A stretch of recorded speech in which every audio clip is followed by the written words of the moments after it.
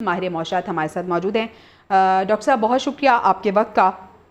Doctor صاحب پاکستان کی معاشی مشکلات میں ایسا لگ رہا ہے کہ کچھ بہتری آنے جا رہی ہے، آپ کو لگتا ہے کہ اس کے ثمرات عام عوام تک بھی پہنچیں گے؟ پاکستان میں اس وقت ایک ارلی ریکوری کے سائنز ہیں جو کہ لارجلی لیڈ ہیں اس چیز سے کہ IMF کے پروگرام کے بعد جو ایکسٹرنل سیکٹر ہے اس میں تھوڑی سی تقویت ہے، جو ہمارے مالیاتی حصار ہے اس کو سنبھالنے کی کوئی کوشش ہو رہی ہے، انرجی سیکٹر میں بھی تھوڑی سی کوشش کی جا رہی ہے، ساتھ ساتھ آپ نے دیکھا کہ ایڈمنسٹریٹو ایکشنز آن اسمگلنگ، ہورڈنگ، ڈی ڈالرائزیشن اور افغان ٹرانزٹ ٹریڈ، یہ ایک خاکہ ہے اس وقت پاکستان کی اکانومی کا۔ ساتھ ساتھ آپ یہ بھی دیکھیں کہ یہ انفراسٹرکچر، اس کے علاوہ 28 پروجیکٹس ریکارڈ ان کو پچ کیا جا رہا ہے کہ پاکستان میں انویسٹمنٹ بھی آ سکے، صرف ہم اگر ڈیٹ انسٹرومنٹ سے نکل کر اس طرف بھی جا سکے۔ تو اس کی ایک ارلی سائنز آف ریکوری جو ہیں وہ تو لارج اسکیل مینوفیکچرنگ میں بھی ہیں، اس سے مطلب ہے کہ اگر لارج اسکیل مینوفیکچرنگ چلے گی تو تبھی نوکریاں آئیں گی۔ نمبر 2، آپ اگر اس کو اس طرح دیکھیے کہ تھوڑی سی ایگریکلچر کی جو پیداوار ہے وہ اس سال بہتر آنے کی امید ہے، اگر ایگریکلچر کی پیداوار بہتر آئے گی تو تبھی کموڈیٹیز اویلیبل ہوں گی اور انفلیشن جو ہے اس میں کمی دکھائی دے گی۔ تو یہ تو ان دا شارٹ رن جو میکرو اکنامک ڈاکٹر صاحب اگر ہم کمپیئر کریں پی ڈی ایم گورنمنٹ اور پھر انٹرم گورنمنٹ کو، تو ڈو یو تھنک کہ all the credit goes to interim government and then army chief, جو ان کی جانب سے اقدامات اٹھائے گئے اور جو ان کی جانب سے ڈیسیژنز لیے گئے؟ دیکھیں، ایک تو بات جس نے بالکل اس چیز کو بدلا ہے وہ ہے IMF کے پروگرام میں پاکستان کا جولائی کے بعد کنسسٹنٹلی جانا اور کنسسٹنٹلی رہنا، اور 30 ستمبر کے جو اہداف ہیں ان کو پورا کر کے آپ نے یہ ان کے ساتھ ایک دنیا کو سگنل کیا کہ آپ فنڈ کے ساتھ ہیں، آپ کچھ ریفارم جو ہے میکرو اسٹیبلٹی کی طرف کر رہے ہیں۔ اور دوسرا، اسٹیبلشمنٹ نے آف کورس جو اقدام اٹھائے انفورسمنٹ کے، جس میں افغان ٹرانزٹ ٹریڈ ایک بڑا قدم تھا، جس سے ایک سگنل ہوا کہ we are serious on protecting our formal sector, ہم یہ انفارمیلٹی جو ہے ملک سے ختم کرنا چاہتے ہیں، ڈی ڈالرائزیشن۔ تو ان سب نے تو جینوئنلی جو ہے ایک مارکیٹ اسٹاک ایکسچینج جو ایک پاکستان کی عکاسی کرتا ہے اس چیز کی کہ اکانومی کہاں کھڑی ہے، آپ اس کو دیکھیے کہ وہ اس وقت 5 مہینے میں اٹ ہیز ریزن بائی 50%، 40,000 پہ انڈیکس تھا، آج 60,000 کو کراس کر گیا ہے۔ ایون ان ڈالر ٹرمز جو ہے ایک بہت ہی اسٹرانگ پرفارمنس آئی ہے۔ پاکستان کا انٹرنیشنل بانڈ جو ہے اس کو بھی اگر آپ اس وقت دیکھیں تو وہ بھی اسٹرینگتھن ہوئے ہیں، جتنے بھی بانڈز ہمارے پیبل ہیں وہ بہت ہی نیچے ٹریڈ کر رہے تھے تو ان میں بھی ایک واپسی سی آئی ہے۔ تو ہم ان دا شارٹ رن تو آف کورس ایک میکرو اسٹیبلٹی کی طرف ہیں، stay with the IMF programme, یہ بہت ضروری ہے۔ ایکسٹرنل فلوز جو ہیں وہ اتنے کمفرٹیبل۔ ڈاکٹر صاحب سوری ٹو انٹرپٹ یو، ایک اور ڈیولپمنٹ یہ ہوئی ہے کہ متحدہ عرب امارات نے پاکستان میں $125 ارب کی سرمایہ کاری کا فیصلہ کیا ہے، یہ معاہدہ بھی طے پا گیا ہے، آپ کس طرح سے دیکھ رہے ہیں، کتنا سود مند ثابت ہوگا پاکستان کے لیے یہ؟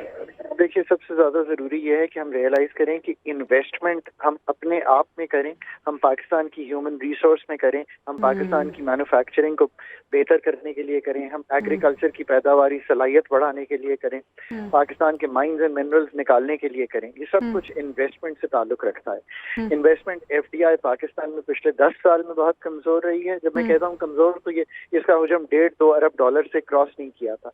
اب پاکستان کو اگر آپ FDI کے لیے ایز اے ڈیسٹینیشن پچ کرنا چاہتے ہیں تو میکرو اسٹیبلٹی سے آگے بڑھ کے آپ کو تھوڑی سی مارکیٹنگ بھی کرنی پڑتی ہے، تھوڑا سا یہ بھی شو کرنا پڑتا ہے کہ آپ ایک BOI جو ایک ادارہ آپ نے بنایا تھا اس سے تو آپ کامیابی نہیں پا سکے، بٹ آپ SIFC کے تھرو ایک whole of government approach, provinces بھی ساتھ ہیں، ملٹری بیوروکریسی جو ہے وہ ایک طرف نہیں پل کر رہی، وہ بھی حکومت کو سپورٹ کر رہی ہے، سول بیوروکریسی بھی، سو ان سب چیزوں کا اکٹھا آنا، پھر آپ PIA کو اگر پچ کریں، آپ اپنی انرجی سیکٹر کو پچ کریں، یہ سب بہت محنت طلب کام ہے۔ MOUs ایک انیشل ضرور بوسٹ دیتے ہیں کہ آپ ان کے ساتھ طے کرتے ہیں کہ یہ ایریاز ہیں، ایگریکلچر ہے، ٹیلی کام ہے، پورٹس اینڈ شپنگ ہے، ڈیفینس ہے، ان سب ایریاز میں آپ چاہتے ہیں کہ پاکستان میں لوگ آئیں، انویسٹ کریں۔ پھر ساتھ ساتھ یہ بھی یاد رکھیے کہ MOUs کو عملی جامہ پہنانا ایک بہت مختلف چیز ہے۔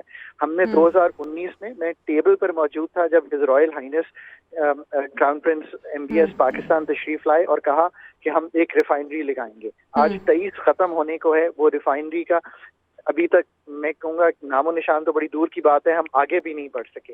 ان کو عملی جامہ پہنانے کے لیے دیر از اے لاٹ آف ہارڈ ورک، حکومت میں جب انرشیا آ جاتا ہے, اینڈ آئی ریئلی ہوپ کہ اس وقت جس طرح ملٹری اسٹیبلشمنٹ پش کر رہی ہے, کیئر ٹیکر سیٹ اپ بھی چل رہا ہے, آنے والی حکومت بھی اسی عزم کے ساتھ آگے چلے گی کہ پاکستان کو اب ہم نے ہر صورت میں ایکسپورٹ, انڈسٹریلائزیشن. آپ بالکل ٹھیک کہہ رہے ہیں خاقان صاحب, یعنی جہاں تک ہم پہنچ چکے ہیں اب اس سے آگے جانے کی ضرورت ہے اور انہی جو اصلاحات ہیں انہیں آگے لے کے جانا ہوگا. عابد سلیری صاحب نے بھی ہمیں جوائن کیا. عابد صاحب بہت شکریہ آپ کے وقت کا.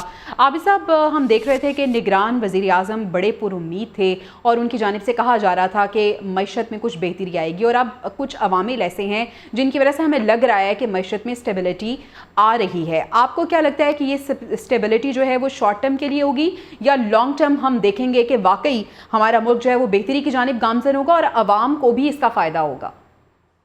اس بات میں تو کوئی شک نہیں کہ جولائی 2023 کے مقابلے میں اگر آج آپ نومبر میں بیٹھ کے دیکھتے ہیں تو معیشت جو ہے وہ اس میں کافی مثبت اقدامات لیے گئے اور اس میں اسٹیبلٹی نظر آ رہی ہے. لیکن اس کا لانگ ٹرم اگر ہم دیکھنا چاہیں تو یہ ڈپینڈ کرتا ہے 2-3 فیکٹرز ہیں. پہلا تو یہ پولیٹیکل اسٹیبلٹی, الیکشن کے بعد کس طرح کے حکومت بنتی ہے اور اس پہ جو ریزلٹس ہوں گے, اپوزیشن جو ہے وہ کتنا شور ہوگا کرتی ہے جو بھی اپوزیشن ہوئی.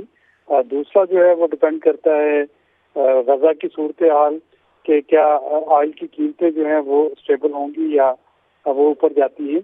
اور تیسرا پاکستان کی اکانومی میں ایک چیز یاد رکھیں کہ جو مانسون کی بارشیں ہیں, آپ کسی کو بھی یہاں پہ لا کے بٹھا دیں لیکن خدا نخواستہ ایک مانسون کا برا سیزن, بارش کا بالکل نہ ہونا یا بارش کا بہت زیادہ ہو جانا, وہ پاکستان کی اکانومی کو 4 سال پیچھے دھکیل دیتا ہے, جیسا کہ ہم نے پچھلے سال دیکھا.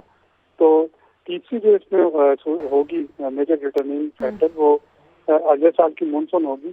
تو یہ ان 3 فیکٹرز پہ سب ڈپینڈ کرتی ہے پاکستان کی اکانومی 2024 کی.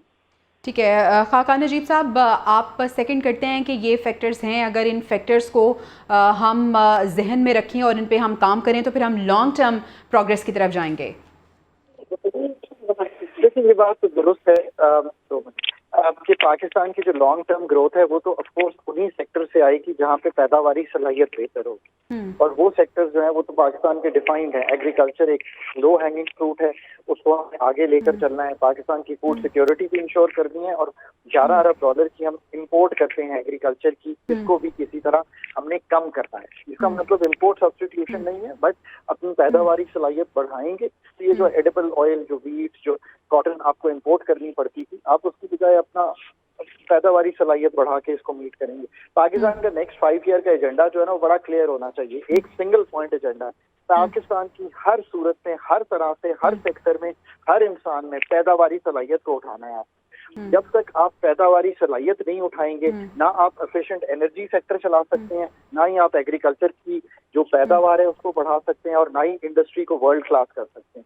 اب یہ کرنے کے لیے جو بھی پالیسیز بنانی ہے, پاکستان کو انڈسٹریل پالیسی کی ضرورت نہیں ہے, پاکستان کو پروڈکٹیوٹی پالیسی کی ضرورت ہے. یہ آج تک ایکچولی کوئی سمجھ ہی نہیں پا رہا, اور ابھی بھی ہم بہت ہی سطحی گفتگو جو ہے اس پہ کر رہے ہیں کہ ڈالر کہاں چلا گیا. ایسے ہی ہے. تو this is the next 5 years. Khaqan صاحب, if I'm not wrong, یعنی آپ بات کر رہے ہیں کہ ہمیں اپنی ویکنیسز کی بجائے ہم اپنے اسٹرینتھس کو اگر ہم دیکھیں اور ان اسٹرینتھس پہ ہم کام کریں تو یقیناً پروگریس کی طرف ہم جائیں گے. عابد سلیری صاحب, آپ کو بھی ایسا لگتا ہے کہ ہمیں پتہ ہے کہ A, B, C, D یہ ہمارے پرابلمس ہیں, یہ ہمارے ایشوز ہیں, اور ہمارے پاس سلوشنز بھی ہیں, لیکن ہم ان سلوشنز کی طرف نہیں جاتے. ہم ایڈ کا ویٹ کرتے ہیں, ہم امداد کا ویٹ کرتے ہیں, ہم IMF کا ویٹ کرتے ہیں. تو کیا جو ہماری اسٹرینتھس ہیں اگر ہم ان پہ کام کریں تو ہم لانگ ٹرم پروگریس کی طرف نہیں جائیں گے؟ معیشت کو ہم پھر لانگ رن میں پروگریس کی طرف دیکھیں گے؟ پاکستان کی جو معاشی مسائل ہیں وہ پچھلے 70 سال سے سب کو معلوم ہے, اور اس کا حل جو ہے وہ بھی سب کو معلوم ہے. یعنی کہ یہی مسائل جو ہیں وہ کسی سے خفیہ ہیں یا اس کا سلوشن کسی سے خفیہ ہے.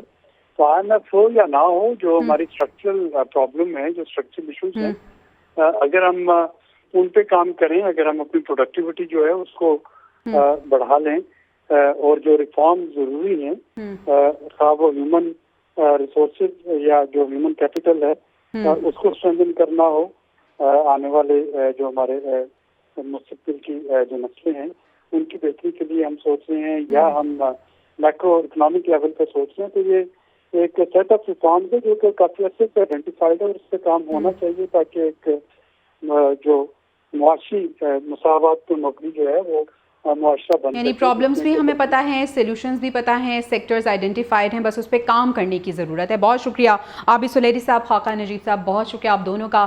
معیشت کے حوالے سے ہم بات کر رہے تھے. یقیناً معیشت میں کچھ بہتری کی صورتحال نظر آ رہی ہے، لیکن اگر ہم لانگ ٹرم میں بہتری چاہتے ہیں تو کچھ عناصر ہیں، کچھ عوامل ہیں جن پہ ہمیں کام کرنا ہوگا.